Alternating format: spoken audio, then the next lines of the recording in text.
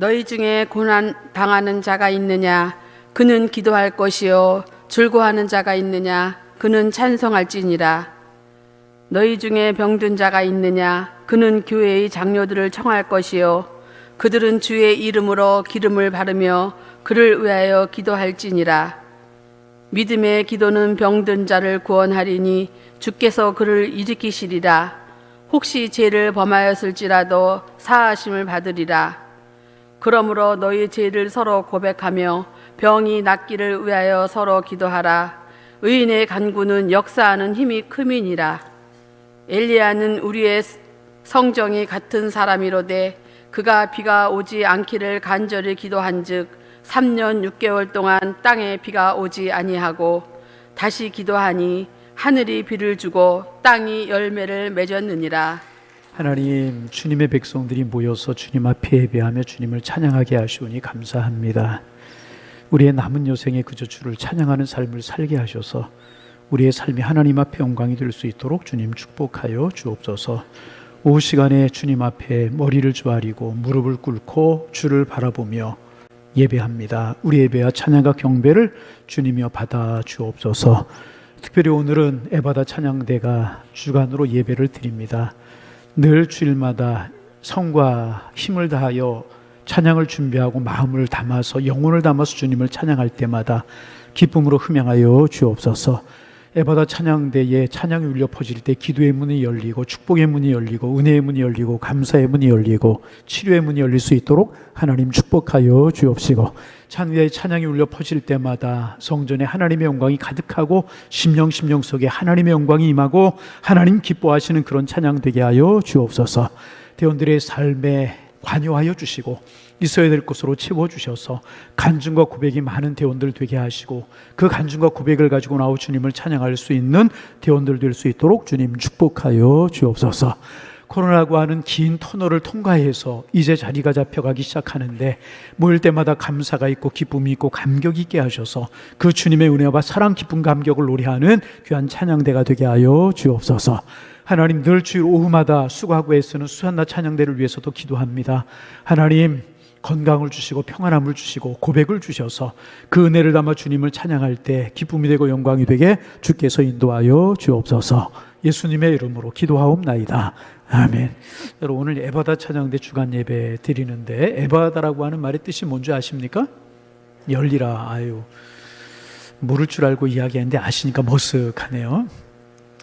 이제 벙어리 되고 귀먹은 아이를 데려왔을 때 예수님께서 열려라 에바다 그리고 치료하셨다는 그 말씀으로 이제 찬양대 이름을 지었는데, 왜 에바다라고 하는 이름을 졌나 하면 이제 우리 교회가 일부 예배만 드렸어요. 그리고 그 찬양대 이름이 시온 찬양대였었어요. 시온 찬양대는, 시온은 이제 예루살렘 성전이 있는 그곳을 이렇게 시온이라고 이야기하죠. 그래서 하나님을 바라보고 하나님을 찬송하는 그런 뜻이라고 그래서 시온 찬양대라고 이름을 줬었는데, 이제 인원이 늘어나면서 2부 예배를 드리게 되면서 이제 찬양대가 자연스럽게 생겨났는데, 그날 첫 찬양대가 서는 날 제 설교 제목이 뭐냐면 에바다였었어요. 그래서 자연스럽게 그날 찬양대 이름이 뭐가 됐다? 에바다가 되게 된 것입니다. 그리고 나서 교인이 불어나서 또 3부 예배가 되면서 성가대가 또 하나 생겨났죠. 그래서 샤론 성가대라고 1부 예배 성가대 이름을 그렇게 줬는데, 샤론이라고 하는 말의 뜻을 아세요? 샤론의 꽃 예수, 그렇게 샤론이라고 하는 말의 뜻을 아세요? 평온.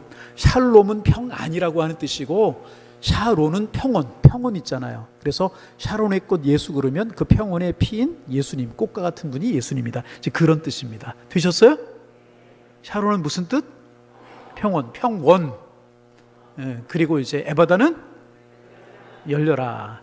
우리 에바다 찬양대에 찬양이 울려 퍼질 때마다 하늘 문이 열리고 은혜의 문이 열리고 감사의 문이 열리고 축복의 문이 열리고 은총의 문이 열리기를 소망합니다. 시온은 이제 그 예루살렘이 있는 성전이 있는 그곳을 가리켜 시온이다. 하나님이 거하시는 곳, 하나님이 거하시는 자녀의 그런 의미. 수산나라고 하는 뜻은 뭘까요? 수산나 뜻이 뭘까요? 수산나가 수산나지 뭐예요? 수산나라고 하는 말은 백합화라고 하는 뜻이에요. 백합화. 그래서 머리가 좀 희끗희끗한 분들은 다 여기 오셔도 괜찮아요. 그런 의미가 아니고, 백합화가 굉장히 아름답고 귀하잖아요. 가시밭에 백합화, 예수 향기 날리니. 그러니까 바람이 불어서 이제 백합화가 흔들리면 옆에 가시가 있잖아요. 그럼 가시가 찔리면, 백합화가 찔리면 그럴수록 백합화에서는 더 좋은 향기가 나게 되는 거예요.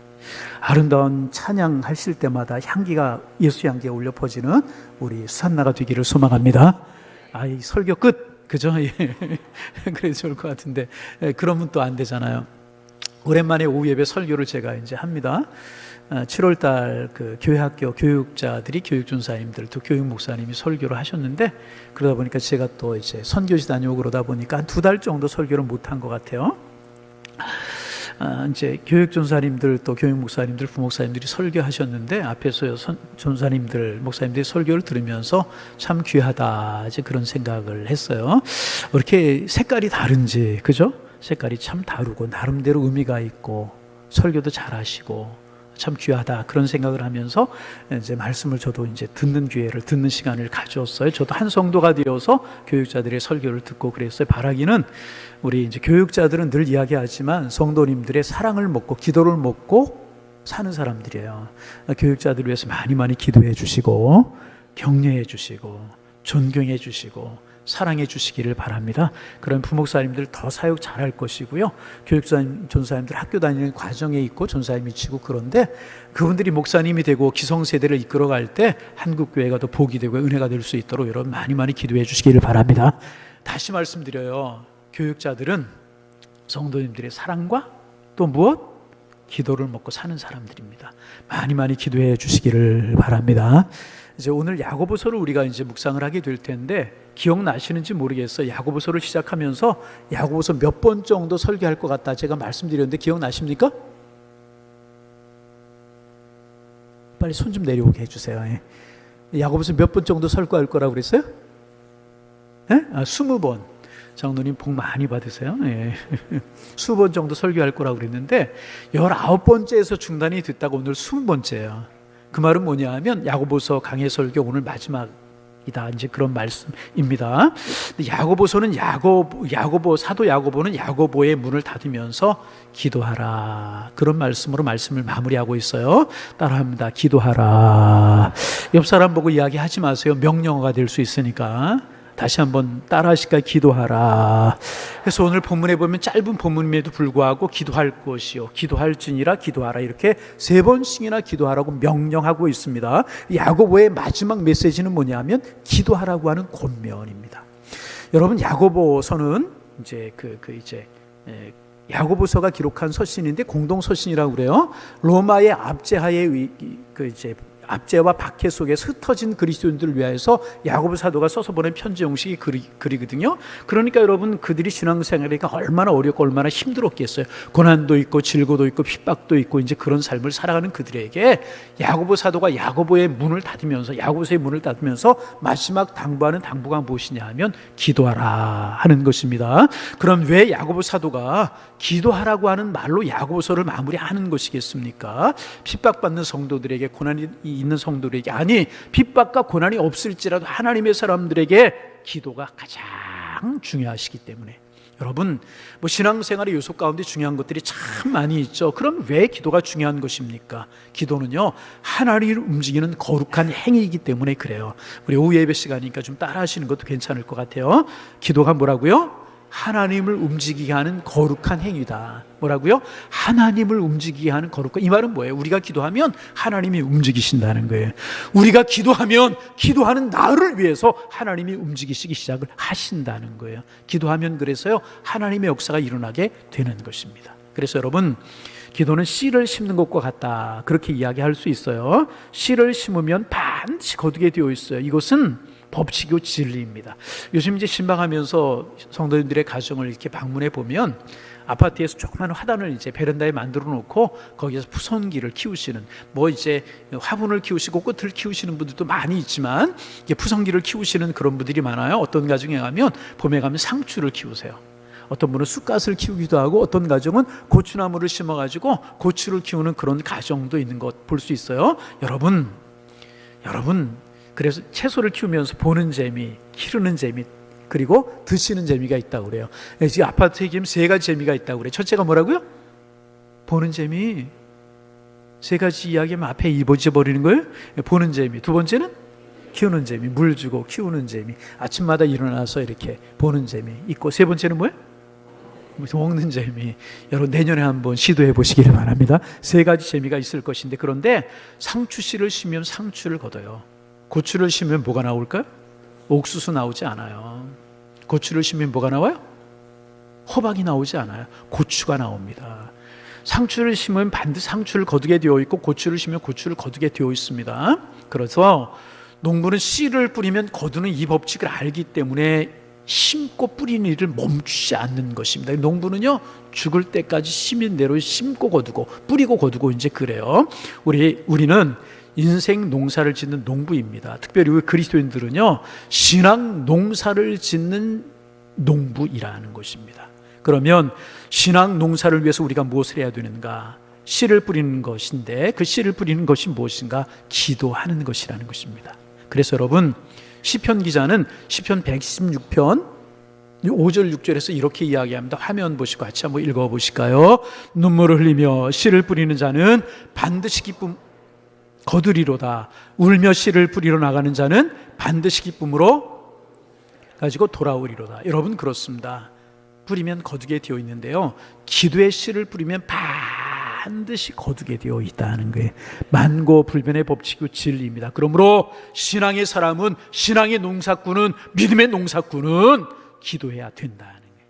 눈물로 씨를 뿌리며 거룩한 씨를, 기도의 씨를 뿌려야 되는 것입니다. 그래서 여러분, 이 세상에 위대하고 귀한 일들이 많이 있지만, 위대하고 귀한 일 중에 하나는 무엇이냐? 말씀을 듣는 일이고, 다른 것은 기도하는 것이라는 것입니다. 그러면 야고보 사도가 기도에 관해서 이야기하는데, 기도에 관한 야고보 사도의 메시지를 한번 들어보시기를 바랍니다. 13절 말씀 같이 한번 화면을 보시고 읽어봅니다. 너희 중에 고난당하는 자가 있느냐? 그는 기도할 것이요. 고난당하는 자가 있느냐? 뭐라고요? 기도하라. 지금 이 야고보 사도가 야고보서를 써서 보내는 수신자들이 누구냐 하면, 로마의 압제와 로마의 통치하에서 압제를 받고 있는, 핍박을 받고 고통을 받고 있는, 고난을 당하고 있는 성도들이었다는 것입니다. 그러므로 너희들 핍박을 받고 있느냐, 고난을 받고 있느냐, 어려움을 당하고 있느냐? 기도하라. 그렇게 이야기하고 있는 것입니다. 여러분, 고난이 없으면 좋겠지만 고난이 없는 사람 없어요. 그래서 고난은 모든 사람에게 찾아오는 불청객입니다. 고난이 없는 사람은 이 세상에 아무도 없어요. 그런데 고난이 올 때마다, 힘든 일이 있고 어려움을 당할 때마다, 그 고난을 당하고 힘든 일이 있고 어려움을 당할 때마다 반응하는 반응들이 여러 가지가 있을 수 있어요. 어떤 사람은요, 고난이 오면 근심해요. 낙심합니다. 걱정합니다. 얼굴에 수심이 가득하고 잠도 못 자고 밤낮까지 잊어버리는 사람이 있어요. 그런가 하면 어떤 이들은 고난이 올 때요, 분노해요. 내가 왜 이런 고난을 당하느냐고. 그리고 힘들게 하는 사람들을 미워하고요, 욕을 하고요, 불평을 하고 결국은 복수를 하고 저주를 하는 이런 사람들이 있어요. 그러나 이것은 고난에 대한 올바른 반응이 아닌 것입니다. 여러분, 우리 신앙인들은요, 고난에 대해서 올바로 반응해야 되는데, 고난에 대한 어떤 올바른 반응이 뭐냐? 육적으로 반응할 것이 아니라 영적으로 반응을 해야 되는 것입니다. 그러면 고난이 찾아올 때, 힘들고 어려운 일을 당할 때 영적으로 반응한다는 것은 어떻게 하는 것인가? 그것이 바로 기도라는 것입니다. 하나님의 사람들, 믿음의 사람들은 고난이 올 때 기도로 반응해야 된다는 거예요. 낙심하고 절망할 것도 아니고, 분노하고 욕할 것도 아니고, 싸우려고 할 것도 아니고, 믿음의 사람들은요, 고난이 오고 질고가 올 때요, 기도해야 되는 것입니다. 옆 사람 좀 인사하실까요? 어렵습니까? 우리 기도하십시다. 그래서 여러분, 우리가 신앙의 인물을 이야기할 때마다 다윗 이야기 참 많이 하잖아요. 다윗은 크고 작은 고난이 찾아올 때 기도로 반응했어요. 한번 보실까요? 시편 30편 10절 11절입니다. 같이 한번 읽습니다. 여호와여, 들으시고 내게 은혜를 베푸소서. 여호와여, 나를 돕는 자가 되소서 하였나이다. 주께서 나의 슬픔 변화에 내게 춤이 되게 하시며 나의 베옷을 벗기시고 기쁨으로 띄우셨나이다. 다윗은 고난을 당할 때 하나님 슬픔을 춤으로 바꿔 주옵소서. 하나님 베옷을 기쁨의 옷으로 입혀 주옵소서. 하나님 앞에 다윗은 늘 기도하는 사람이었습니다. 여러분, 믿음의 사람은요, 고난이 올 때 기도로 반응하는 사람들입니다. 우리가 고난을 당할 때 가장 할 수 있는 위대한 일은 무엇이냐? 하나님을 의지하는 믿음을 가지고 하나님 앞에 기도하는 것이라는 거예요. 그래서 여러분, 예수님 십자가의 고난을 앞에 두시고 힘들고 고난스러울 것이라고 하는 것을 아셨어요. 그때 주님이 하신 일이 무엇입니까? 겟세마네 동산에 엎드려 기도하셨잖아요. 밤새도록 기도하셨어요. 땀방울이 핏방울이 되기까지 간절한 마음으로 기도하고 또 기도하셨다니. 고난이 올 때 육적인 반응, 미워하고 분노하고 화내고, 이것은 우리 하나님의 사람들이 할 일이 아니고, 고난이 올 때 우리 하나님의 사람들은 영적으로 믿음으로 반응해야 되는데, 그 영적인 반응이 무엇이냐? 기도하는 것이라. 여러분, 살다 보면 여러 가지 고난이 있는데 그 중에 육체적인 고난이 찾아올 때가 있어요. 우리 교회 교우들 중에서도 오늘 우리 산부 예배 시작하려고 하는데 집사님 한 분이 목에 기부스를 하고 오셨어요. 이렇게 산부 예배 이제 하시는 집사님이신데 목에 디스크가 심해가지고 좀 큰 수술을 하신 모양이에요. 제가 간절한 마음으로 기도했는데, 뭐 그런 일 저런 일, 육체적인 고난이 찾아올 때가 있습니다. 그때 여러분은 어떻게 하십니까? 육체적인 고난이 찾아오면 어떤 분은요, 약국만 찾아가는 분이 있고요, 의사만 찾아가는 분이 있어요. 그런데 그것은 육체적인 반응만 하는 것입니다. 여러분, 육체적인 반응도 필요합니다. 그렇죠? 약도 먹고 수술해야 수술하고 치료받을 때 치료해야 되는 것, 육적인 반응도 우리에게 필요합니다. 그런데 이것보다 더 중요한 것이 무엇이냐? 영적인 반응이라는 거예요. 영적인 반응이 뭐라고 그랬어요? 기도하는 것이라고 그랬어요. 그래서 야고보 사도는 뭐라고 이야기하고 있습니까? 병든 자가 있느냐? 그는 기도할 것이다. 병든 자는 어떻게 하라고요? 기도하라고. 또 우리 현대인들이 가장 많이 경험하는 고난 중에 또 하나가 무엇인가 하면 경제적인 고난이잖아요. 경제적인 고난을 당할 때 너무너무 힘이 들어요. 직장을 잃어버리고 사업에 실패하고 부도를 당해요. 그러면 참 힘들잖아요. 남편들, 아내 앞에, 자녀들 앞에 얼굴을 들 수가 없고, 그러자 슬퍼하고 자포자기하는 사람들도 있어요. 잘못된 육체적인 반응이라는 것입니다. 그래서 반드시 환난을 당할 때 영적인 반응을 해야 되는 것입니다. 그래서 하나님 우리에게 이렇게 말씀하세요. 시편 50편 15절입니다. 화면 보고 읽어요. 환난 날에 나를 부르라. 환난 날에 뭐라고요? 하라고요? 그것이 육체적인 고난이든 경제적인 고난이든 어떤 고난이든 환난 날에 나를 부르라. 나를 부르라고 하는 이야기가 무엇입니까? 기도하라. 그러면 하나님께서 어떻게 하시는가? 그 다음에 읽어봐요. 내가 너를 건지리니 내가 나를 영화롭게 하리. 내가 너를 건질 것이다. 여러분, 고난을 당할 때 주님을 부르는 것이 정답입니다. 그래서 야고보 사도는 오늘 본문 13절에서 이렇게 이야기합니다. 너희 중에 고난 당하는 자가 있냐? 그는 기도할 것이다. 고난은요, 다른 것으로 싸우는 것이 아니에요. 고난은 기도로 싸우는 것입니다. 고난은 무엇으로 싸운다? 기도로 싸운다. 어려움이 있고 힘든 일이 있어요. 마음의 어려움도 있을 수 있잖아요. 육체적인 질병은 아니고 마음의 갈등, 신앙생활의 갈등도 있을 수 있어요. 육적인 어려움도 있을, 경제적인 어려움, 삶을 사다가 여러 가지 고난과 어려움이 있을 때 그 고난은 다른 것으로 싸우는 것이 아니라요, 기도로 싸우는 것입니다. 한번 따라합니다. 고난은 기도로 싸우는 것입니다. 환난은 기도로 싸우는 것입니다. 믿으시면 아멘. 안타까운 것은요, 오늘날 교회 안에 문제가 생기면 기도로 싸우지 않고 법으로 싸우고 주먹으로 싸우고 그래서 고소고발하고 막 성도들끼리 싸우고 막 참 가슴 아픈 일들이 다 육적인 반응입니다. 여러분 잊지 마세요. 고난은 무엇으로 싸우는 것이다? 오늘 다 잊어버려도 이거 잊어버리지 마. 고난은 무엇으로 싸우는 것이다? 좀 대답 좀 야무지게 좀 한번 해봐요. 예. 자, 고난은 무엇으로 싸우는 것이다? 그럼 문제는 무엇으로 싸우는 것일까요? 역시 기도로 싸우는 것이래. 아멘. 아멘도 야무지게 좀 한번 해봐요. 옆 사람 잠이 좀 벌떡 좀 깨게. 문제는 뭘로 싸우는 것이다? 기도로. 고난은 무엇으로 싸우는 것이다? 여러분, 요나가 불순종하다가 고기 뱃속에 들어갔잖아요. 큰 고기 뱃속에 들어가면 죽는 일뿐이 남은 것이 없었어요. 그런데 요나가 고기 뱃속에서 뭐 했어요? 될 때는 되라 그랬어요? 포기했어요? 낙심해서 절망했어요? 고기 뱃속, 고기야 나를 내버려라 그러고 고기 뱃을 막 때렸습니까? 싸웠습니까? 고기하고? 아닙니다. 하나님 요나는요, 고기 뱃속에서 하나님 앞에 기도하기 시작했어요. 어떤 일이 있었어요? 하나님이 물고기를 명하셔서 요나를 육지에 토해내게 하셨잖아요. 기도로 고난을 이겼어요.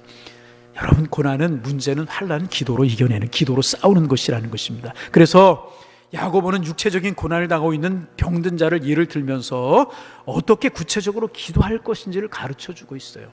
여러분 14절입니다. 14절 읽습니다. 너희 중에 병든 자가 있느냐? 그는 교회 장로들을 청할 것이요. 예, 이게 병이 들게 되면 집중해서 기도할 수 없잖아요. 그걸 어떻게 하라고 그랬느냐? 교회 장로들을 청할 것이다. 여러분, 그래서 병든 사람은 기도의 도움을 받아야 되는 거예요. 그래서 우리가 중보기도실에서 우리가 기도하는 이유도 거기 있는 기도를 함께 돕는 것이란 말이죠. 구역 식구들의 기도의 도움이 필요하고 많은 사람들에게 중보기도 사역자의 도움이 필요합니다. 장로들에게 기도의 도움을 청하라 그랬어요. 여기서 말하는 장로는 우리 교회의 장로님들을 말하는 것이 아니라 교육자들, 목사님들을 말하는 것입니다. 왜 고난을 당할 때, 병 들었을 때 교육자를 청하라고 하는 것인가? 집사가 기도하면 낫지 않고, 장로님이 기도하면 낫지 않고, 권사님들이 기도하면 낫지 않고, 목사님이 기도해야만 낫기 때문에 그런가? 그렇지 않아요. 그렇지 않아요. 목회자를 초청하라고 한 것은 목회자에게 하나님 앞에 부족했던 것들, 나약했던 것들, 사람 앞에 부족했던 것들을 고백하며 기도하라, 그런 뜻을 가지고 있는 것입니다. 그래서 우리가 이제 병이 들거나 고난이 오거나 우리가 실패했을 때 내 성찰을, 자기 성찰하는 거 중요합니다. 죄를 가지고 나서, 하나님과 막힌 담을 가지고 나서 기도해도 그 기도에 응답이 되지 않고 역사가 나타나지 않아요. 그래서 기도하는 사람은 믿음으로 기도해야 되고, 기도받는 사람은 회개하는 거 중요합니다. 이럴 때 치유 역사가 일어나게 되는 것이기 때문에 교육자들을 청하여서 함께 기도해라. 야고보 사도는 그렇게 첫 번째로 권면하고 있습니다. 자, 14절 같이 한번 끝까지 읽어보실까요? 자, 같이 한번 읽어봅니다. 너희 중에 병든 자가 있느냐? 그는 교회 장로들을 청할 것이요, 그들은 죄 이름을 부르고 기름을 바르며 그를 위하여 기도할지니라. 목회자가 가서 같이 기도 제목을 교환했어요. 그리고 환자에게 기름을 바르고 기도하라. 이게 무슨 말씀인가? 저는 신방 갈 때 그래서 이 말씀 모를 때 이렇게 가방에다 기름병을 들고 다닐까, 그것을 말하는 것입니까? 아니에요. 기름을 바르는 것은요, 초대교회 당시에 환자들을 위해서 기도할 때의 하나의 관습이고 습관이었다고 이제 그래요. 또 신약 성경에서 보면 기름을 바른다라고 하는 말은요, 일반적으로 의학적인 용어로 사용되던 그런 표현입니다. 신약 시대 때 환자를 치료할 때 기름을 바르고 치료했다, 그런 기록들이 이제 많이 있어요. 이해가 있잖아요. 선한 사마리아인에 비유해서 이제 여리고 길을 내려가다가, 예루살렘에서 여리고로 내려가는 길을 내려가다가 강도를 만났어요. 피손이가 되고 그랬잖아요. 그런데 이제 뭐 이 사람 저 사람 지나가고, 사마리아 사람이 지나가다가 그 사람을 만났을 때 처음에 하는 일이 뭐예요? 먼저 기름을 발라요. 포도주를 그 상처에 붓습니다. 이때 기름은요, 포도주는요, 상처를 치료하는 약이었었다는 거예요. 기름이 약이었었고 포도주가 약이었었다는 것입니다. 그러므로 기름을 바르고 기도하라, 이 말씀의 뜻은 무엇이냐? 약은 하나님이신 치료의 도구라는 것입니다. 그러기에 우리가 병들면 치료를 받아야 된다는 거예요. 치료받으면서 뭐 하느냐? 기도해야 된다는 거예요. 약을 먹으면서 치료를 받으면서 기도해야 된다는 것입니다. 그런데 이제 간혹 믿음이 좋고 신앙이 좋다고 하는 분들 중에서요, 병들고 몸에 아픈 것이 있으면 기도만 하는 분들이 있어요.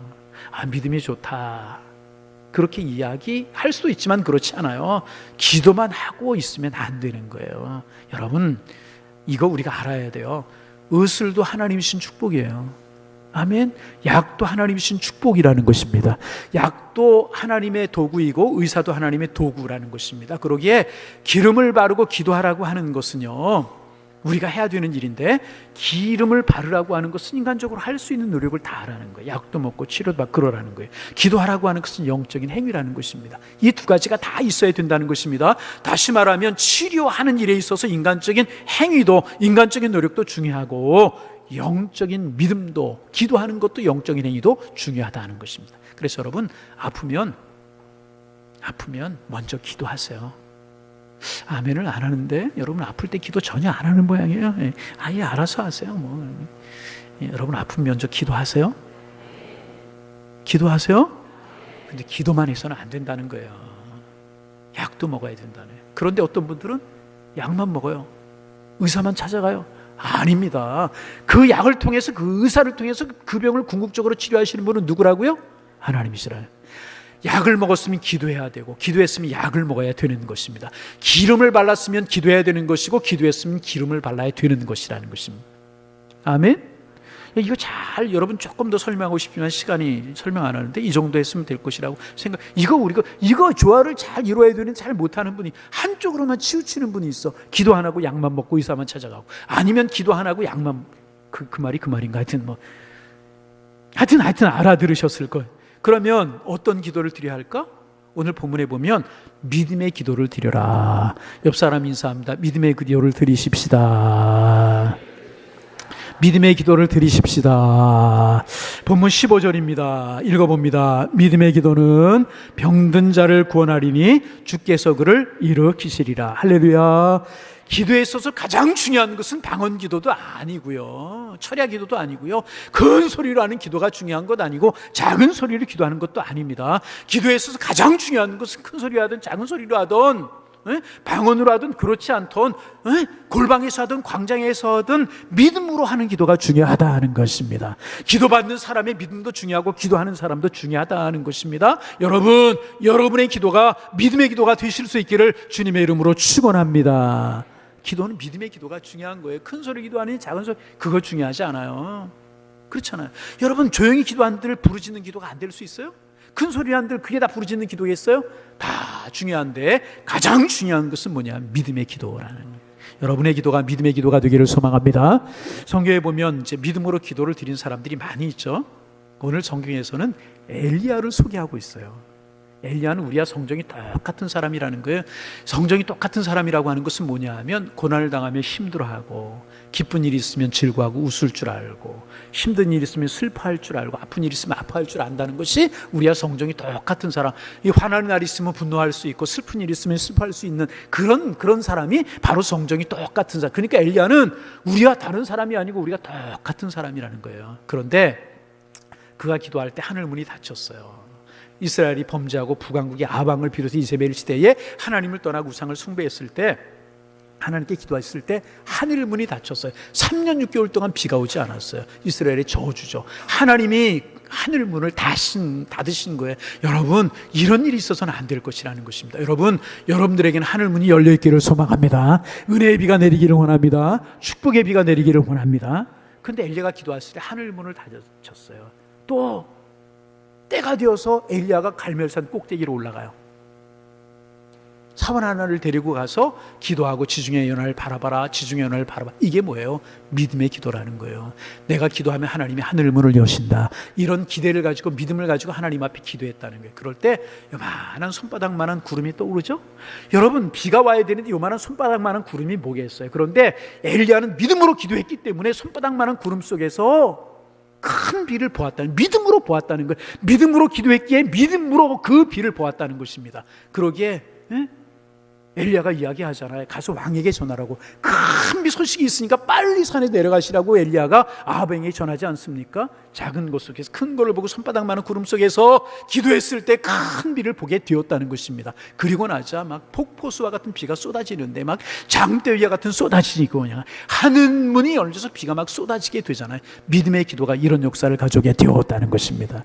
우리와 똑같은 사람, 저와 똑같은 사람, 여러분과 똑같은 사람인데 믿음으로 기도할 때 이런 은혜가, 하나님의 축복이, 하나님의 은혜가 임하게 되었다는 것입니다. 여러분, 믿음으로 기도하는 하나님의 사람들 되시기를 소망합니다. 믿음으로 기도하는 하나님의 사람들이 되어야 될 것이라. 그러면 이제 믿음의 기도라고 하는 것이 결국은 뭔가 하나님을 절대적으로 신뢰하면서 드리는 기도라는 거예요. 여러분, 우리가 기도하면서도 믿지 못하고 기도하면 신뢰하지 못할 때가 얼마나 많아요. 엘리야는 하나님 앞에 다 맡기고 기도했다는 거예요. 하늘문이 열릴 것도 닫힐 것도 맡기고 기도했다는 것입니다. 여러분, 다시 반복합니다. 우리의 기도가 믿음의 기도가 되기를 소망합니다. 수로보닉의 연인의 이야기를 좀 나누고 싶은데 시간이 지나서 생략하기로 하고, 수로보닉의 여인이 그의 기도의 제목을 응답받은 비결이 뭐였어요? 예수님, 내 딸을 고쳐주세요. 주인의 부스러기를 던지는 것 개들에게 던지려 마땅치 아니한다.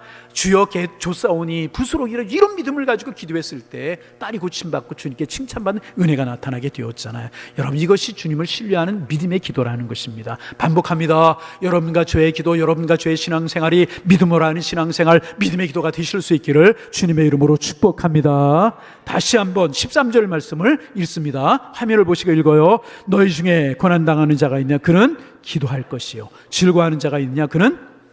여러분, 힘들고 어려운 일이 있을 때 기도하시기를 바랍니다. 원망하지 말고 불평만 하지 말고 싸우려고 하지 말고 기도하는. 기쁜 일 있고 즐거운 일 있어요? 오늘 찬양한 것처럼 하나님을 찬양하시기를 바랍니다. 고난이 올 때 하나님 앞에 나아가는 사람, 기도하는 사람이 성숙한 사람이고요. 축복이 있을 때, 기쁜 일이 있을 때 하나님을 찬송하는 사람이 참 신앙인이라는 것입니다. 이것이 범사의 그를 인정하는 믿음이라는 것입니다. 야고보 사도는 이렇게 지금 고난당하고 있는 흩어진 신앙인들에게 이렇게 권면하고 있어요. 고난 중에 있느냐? 기도하라. 어떻게? 믿음으로 기도하라. 즐겁고 기쁠 때가 있느냐? 하나님을 찬송하라. 이렇게 하셔서 주님 오시는 그날까지 우리의 믿음을 지키고 축복의 도구가 되고 하나님 여러분을 축복하시는 은혜가 여러분의 삶에 넘쳐나는 그런 은혜가 있어지기를 주님의 이름으로 축원합니다. 하나님, 우리 기도의 사람 되게 하옵소서. 기도하되 믿음으로 기도하는 기도의 사람 되게 주께서 인도하여 주옵소서. 고난 중에 기도하고 기쁨 중에 찬송해서 우리의 삶이 주와 동행하는 삶이 되게 하여 주옵소서. 예수님의 이름으로 기도하옵나이다. 아멘.